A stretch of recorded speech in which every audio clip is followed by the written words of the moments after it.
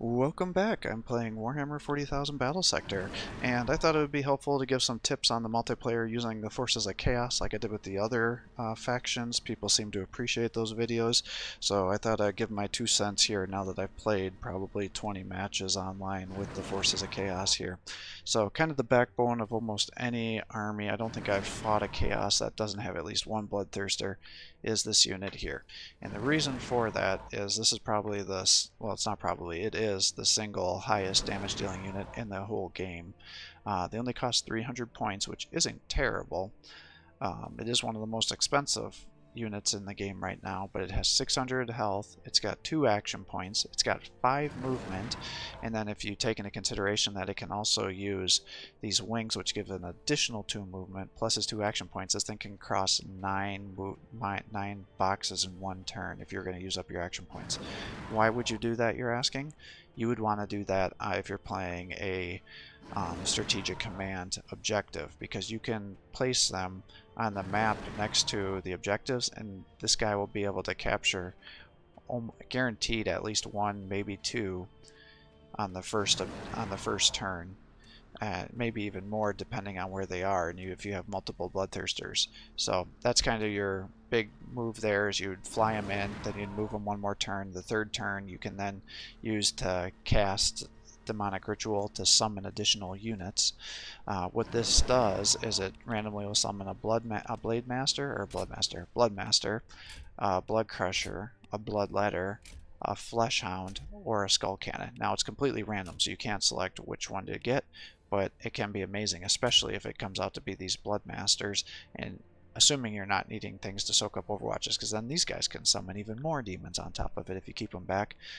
Plus their cooldown will then be at 2 turns, because it counts as 1 turn that you're the turn that they're summoned. So you can just quickly overwhelm forces if they're either not engaging you and you can just keep summoning, or they're not killing your units fast enough. So that's how I would use them on strategic command. Now, when it comes to pretty much anything else, after you've captured the points, what do you want to do with these guys? You want to jump them in to the enemy forces.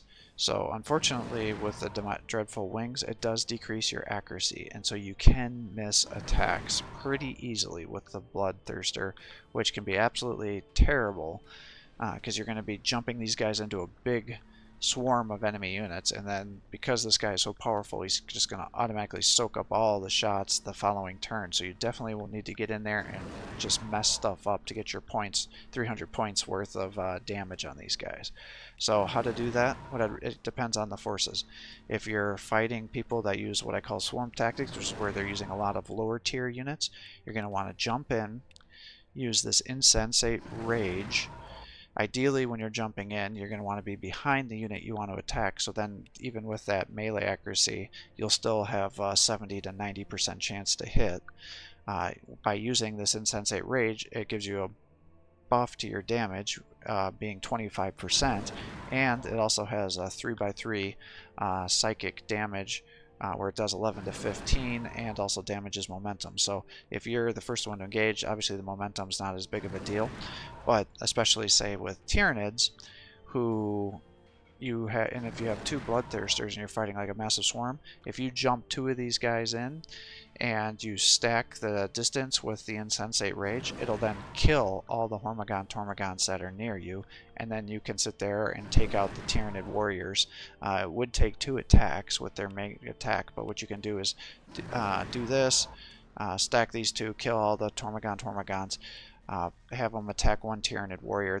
They'll barely be alive anymore, and then you can finish them off with a Skull Cannon, and then that'll take care of the 2 Tyranid warriors, because usually people will select 3 of them, because that's where the max out with the Synapse is.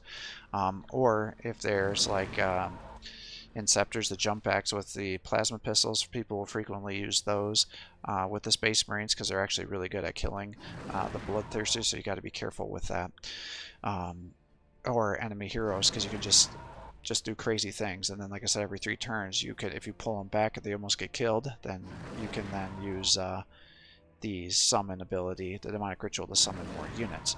Now you can really get some crazy buffs going, because if you get the Bloodmaster by him, his ability gives increased armor penetration, and 10% extra damage within 10 tiles. And if you use the Demonic Prince, you can cast this ability here, and that gives 5 accuracy and another 25% melee damage. So you can get some crazy stacked buffs on these guys to just totally mess everything up. And then these guys are good at killing pretty much everything. It says it has a splash of 3, but the base damage is 100 to 140, so you know if you're potentially stacking this by 25, 35, and then I forgot, is it 15 or 25?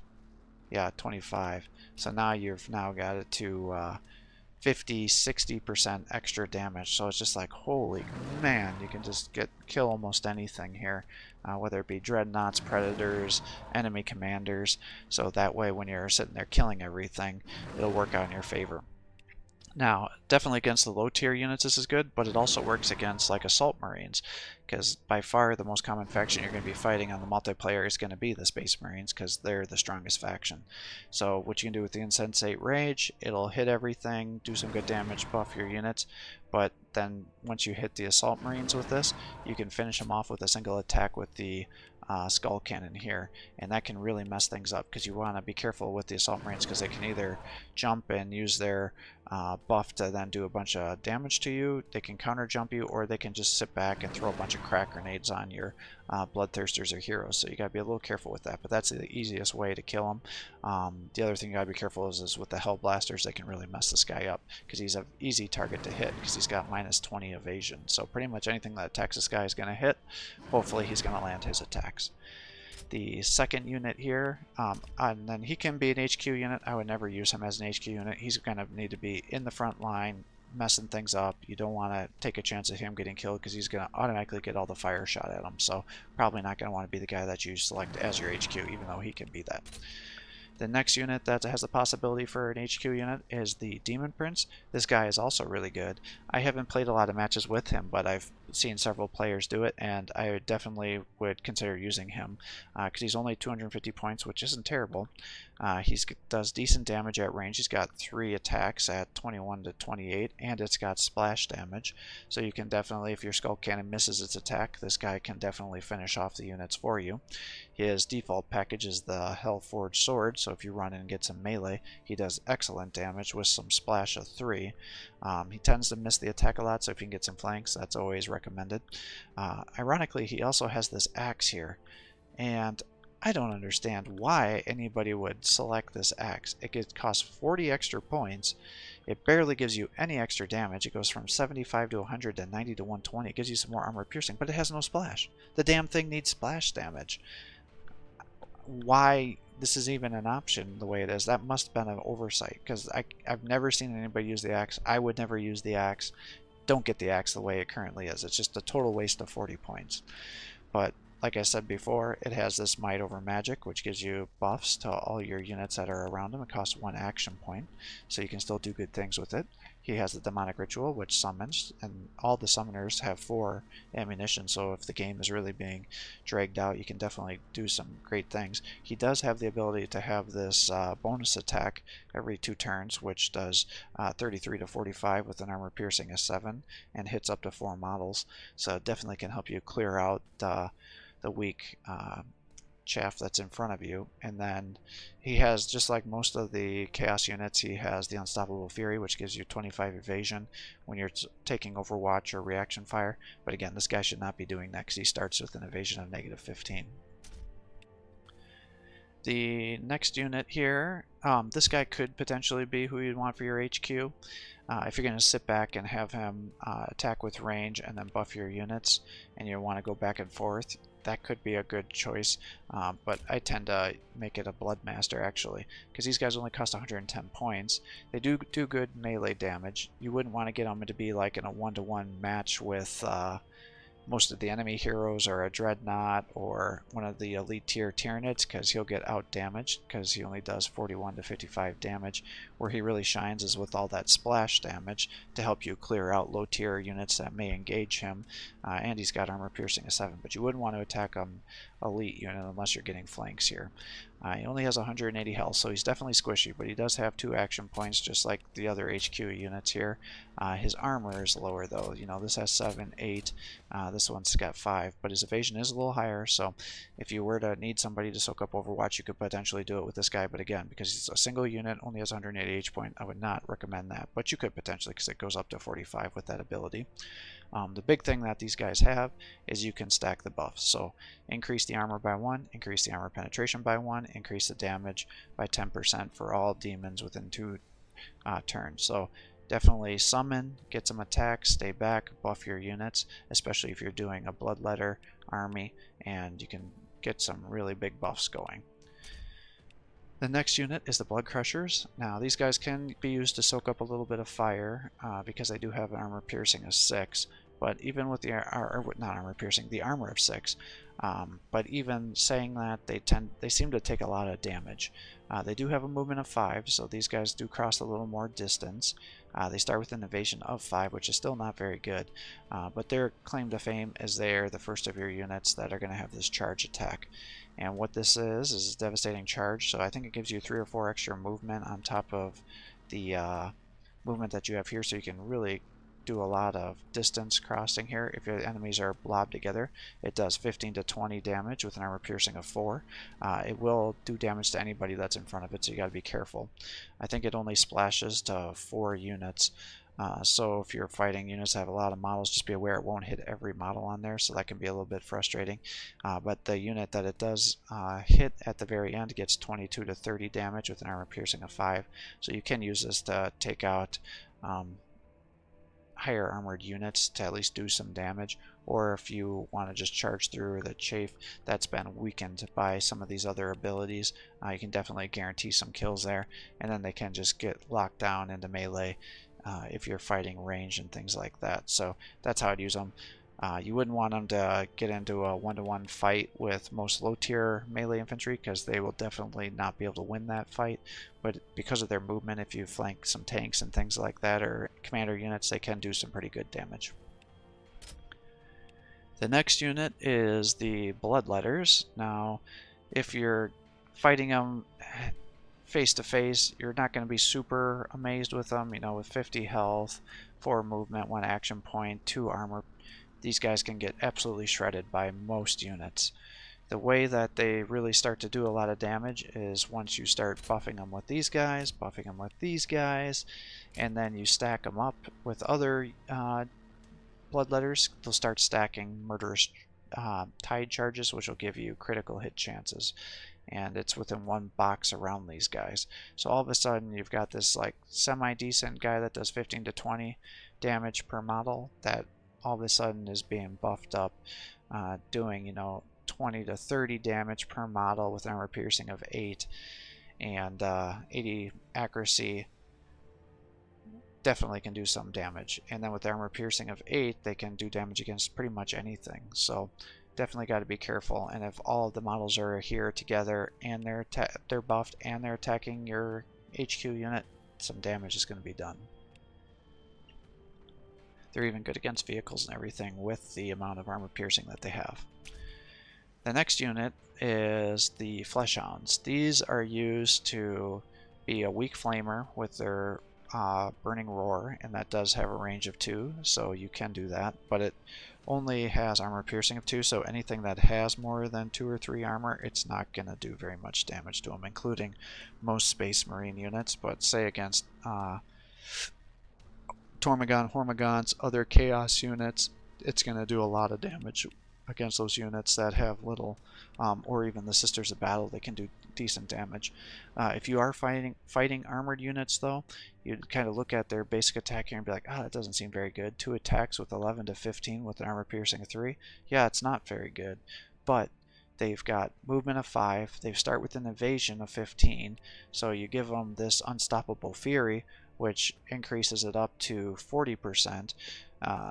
These are the guys that you're going to want to be using pretty regularly to soak up Overwatch fire, and you can move them around, and you have this charge ability here, the Scent of Blood. And the big thing here, which I didn't realize for a little bit because I couldn't figure out why I couldn't use it, is it specifically says here singular organic enemy. So that means you can't use this on against the Tyranids, or not the Tyranids, the Necrons, because none of those guys are organic, so you can't snipe their generals with this. You can't even use this ability on them, so that's a big bummer. I mean, you can still use their flame against the Necron warriors and the flayers and do some good damage, but say against Praetorians and all that stuff, they're not going to do very good damage.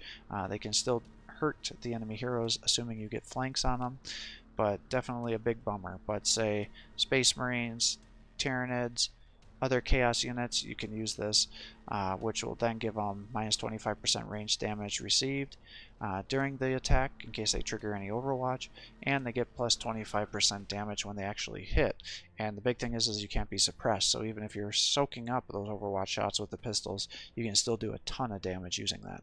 And it really increases your movement because it's like a charge attack from anywhere you move it, so you can move them and then charge to get it into a rear attack to do even more. So definitely a very good unit. It only costs 75, so good all-rounder as long as you're fighting low armored units. The next unit here is the Skull Cannon. These guys are very good artillery pieces. They're one of the cheaper artillery pieces for all the splash damage they do. They're only 130 points.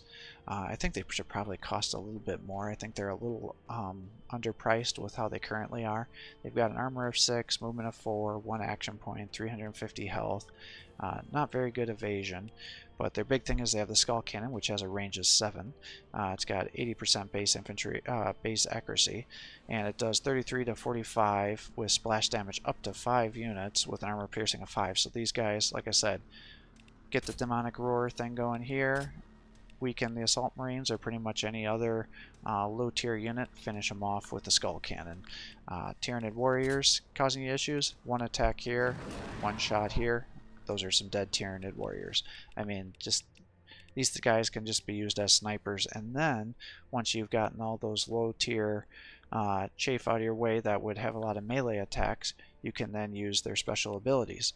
So you'd sit here and be like, man, with a range of 7, am I really going to need this minus 25% damage? You are, because what you're going to do is you're going to want to activate this, and then you're going to use their other ability here, which is the Crushing Gorefest. And this is another charge attack. It will hit anything, including your own units in front of it, so just be a little bit careful. But it does 30 to 40 damage with an armor piercing of 5 to both enemies and allies. Now it only hits 4 models, 4 or 5 models. I can never remember which. I wish it would say in the description. So if you're fighting Hormigons, thinking you're going to charge through and kill all those units, it won't kill the whole squad because it doesn't go to all those units that are in there. Same with the Bloodletters if you're doing a mirror match with the Khorne units. But they'll do the 30 to 40 going through there, and then the unit that they do hit at the end will get 90 to 120 damage dealt to it with an armor piercing of 8. So you can use it to snipe tanks, you can use it to snipe enemy heroes, Terminators, whatever is in its way, it's going to mess up when it hits it with the charge attack.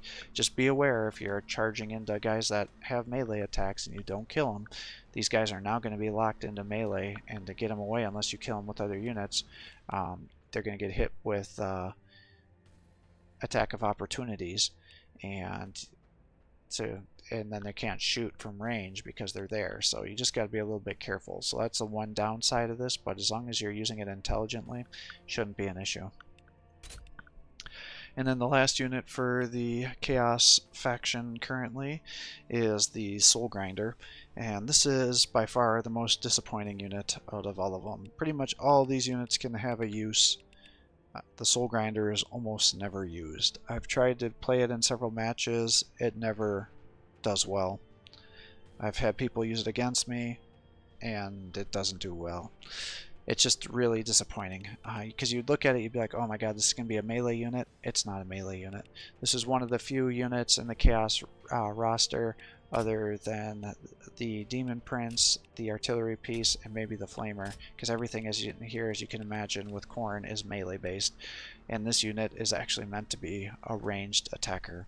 It does 3 attacks with 37 to 50 with an armor piercing of 7, so this is effectively your ranged damage, anti-armored damage dealer. It definitely can do really good damage if you keep it at a range. It's got an optimal range of 5, but if it gets into melee, it actually isn't very good, and that feels really bad, especially for 250 points, because the Warp Claws, it needs more splash damage. You know, this needs to have, it only has two splash. So, and it has 1 action point for its attacks. So it literally will attack 3 units, and it just misses a bunch of those despite the fact that it has a 90% accuracy and it only has an armor piercing of 5. So it just can't dish out the damage. It'll get locked down, you can't get enough, it'll get counterattacked, so, and it gets a lot of damage dealt to it because it's got minus 25% evasion. If it is in the center of your units, you got to be careful because it will explode on death and do damage to everybody around it.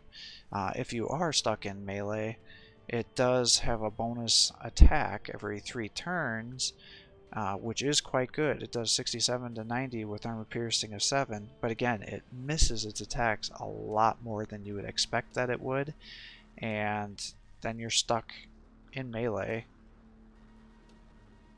and getting just absolutely devastated. Whereas if you would have spent, you know, for the cost of this, you could get 4 bloodletters. And as long as you cross the Rubicon and get these guys into melee, they're going to be doing more damage. So just not worth it. You have the evasion, that'll get you to 0 evasion, so it's not even like worth it. So definitely do not recommend using these. I mean, I guess potentially if you knew your enemy was going to be coming with a bunch of death copters, say with the orcs, maybe, but I just never find these guys to be worth the points. The thing with Chaos is you want to overwhelm them with your numbers. That's why you have all these summoning demonic rituals. You want to get over there, you want to overwhelm them, you want to get into melee, and you want to just do as much damage as humanly possible, or demonically possible in this case. So, how to use these guys? I think that's kind of some different techniques here. Capture strategic points, jump them into combat, mess everybody up, scream to damage bunch of units if you're being swarmed, and then get damage boosts, and then pull them back if you need to summon additional units. Try to wait till at least turn 3 so you can summon them in case you then jump in, unless the enemy totally overextends themselves and you know you can do a bunch of damage. That way you can get the maximum amount of spawns possible. Buffer, want to attack them from range, can use them in melee. Just make sure you're getting flanks, has bonus melee attack, can summon, and then can buff your guys. Never ever use the axe.